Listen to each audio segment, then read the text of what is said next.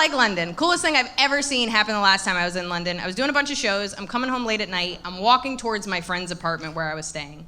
As I get closer to her apartment building, I notice a cop arresting a dude against her apartment building door. Now, I'm scared of cops in this country. I'm not gonna fuck with them in another country. So I just kind of hung back, and I was gonna wait for it to end. But after a couple of minutes, the dude being arrested looked at me, and then the cop looked at me. And I was like, I live there.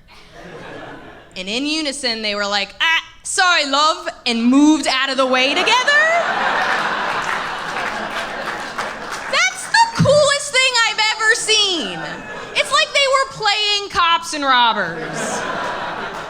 Come on, I call my boyfriend every single day, and we don't communicate that seamlessly. I called him up crying afterwards. I was like, I just don't feel connected to you. Can we get handcuffs? I heard it's been working for other couples. I've been doing some crazy tours. The last big tour I did a tour all over the Middle East performing for the troops. I did a show in Jordan, and after, nobody cares. It's fine. You're also the one that's like commercial. You're just like what I wish my mom was. You are lovely. Thank you.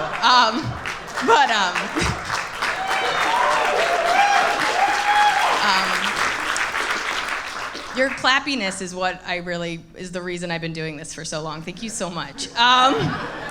But I did a military tour. I performed all over the Middle East. I performed in Jordan, and after the show, it was too dangerous for them to drive me and the other comics back to our hotel, so we all had to stay in tents on the base. I was with 3 guy comics, so the 3 guy comics got their own tent, and then I had my own tent that was labeled women only. It's like a little uncomfortable with that. And the guys were like, why? You scared? You scared to be alone? I was like, no, man. None of these tents are labeled, yet mine says unconscious pussy here. And I don't think it's for the terrorists.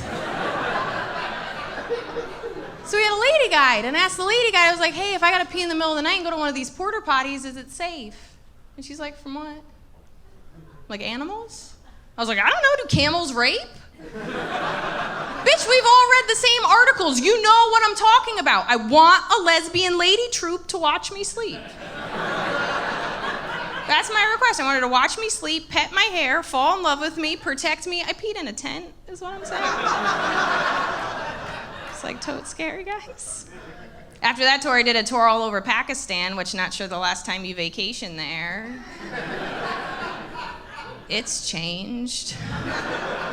It was intense. It was a lot of culture shock, but I loved it. It was an incredible country. My favorite part of Pakistan is everybody there rides a motorcycle, and by everybody, I mean 14 people, 1 motorcycle. Very talented culture. Only thing I couldn't handle is there'd be women on the backs of motorcycles, not wearing helmets, holding babies, also not wearing helmets. I can't. I'm sorry. There's a liberal white woman inside of me that just wanted to start a charity right on the spot. Just make tiny little baby helmets, call it No Heads Left Behind. Be the change you want to see in the world, guys. I'll leave you with this. I'll talk about this boy I'm seeing. I guess, I don't know. He texts me back. That's all that matters. Whatever your laugh is a lovely. I hope people at home can just see how hauntingly wonderful that is. So we've been seeing each other for a bit. We just had the talk, what are we talk? I mean, I don't know if we had it. I had it. He was present. It actually resulted in me saying the dumbest thing I've ever said out loud. I didn't even say it to him. I said it to my best friend a week later because she asked me, is this dude your boyfriend? And I said, my therapist told me I could call him my boyfriend. Yeah, and now I have to be in therapy forever. So this is what happened. So I asked him, what are we? And he said, well, we're not seeing anybody else. And I was like, great, covered this a couple of months ago, good recap. Continue. But he's like, I'm not ready to put a label on it. So I swallowed my feelings. I was like, deal with you later feelings. And I said nothing. And then a couple moments later, he asked me about the health of my uterus. Weird. Not completely out of nowhere, though, because a couple months earlier, I found out I have a polyp growing in my uterus. You don't need to know what that is. You just need to know it doesn't belong there, and it has to be surgically removed. And I had told him, so now fast forward, we're in bed. I'm like, what are we? He's like, what's up with your broken uterus? And I don't know what that means, and I don't know what to say. So I say nothing. And then I guess he kind of clarifies, because he's like, well, do you ever want to have kids someday? I was like, I don't know, man. I don't even know if I want to keep this polyp.